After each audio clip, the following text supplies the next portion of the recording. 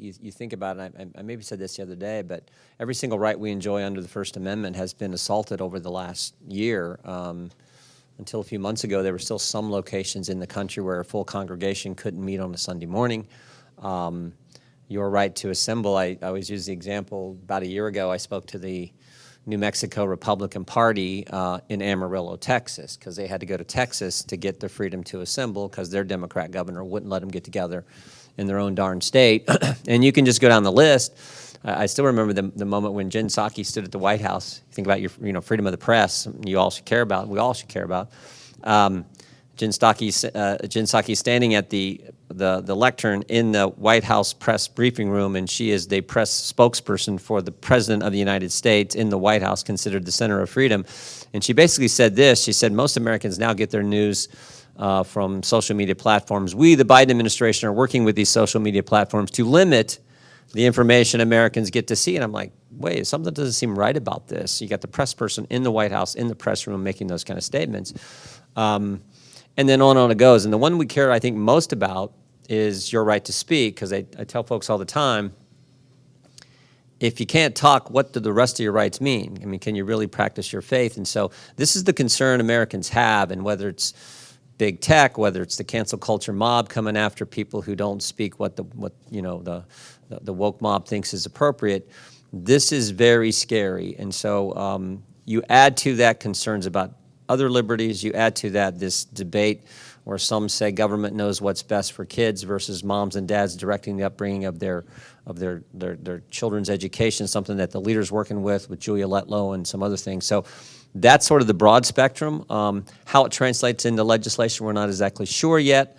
Certainly there'll be something that we're working with Kathy on I think on big tech. I know Kevin and Kathy talked about that yesterday.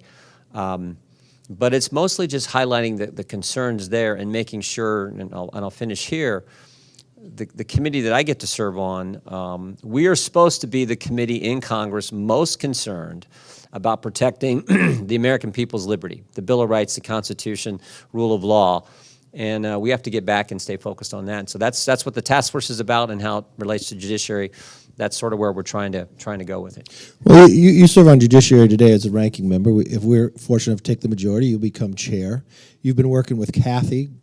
You got both jurisdiction when it comes to big tech. You've spent some time at this. You've got a number of bills that the Democrats tried to bring through, but it seemed like they wanted to make big tech utilities instead of protecting freedoms and others. You want to touch a little on some of the ideas that we can move through with big tech, hopefully in the next Congress? I think first and foremost is complete overhaul, change of Section 230, the liability protection that big tech platforms now enjoy. That has to change. If you're going to make editorial decisions, that has to change. You talked about this yesterday, Leader.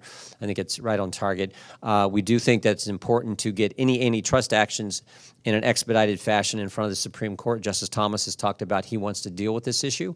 I think the court is looking to, so let's expedite how these cases move through our federal court system, hopefully get them to the court in an expedited way.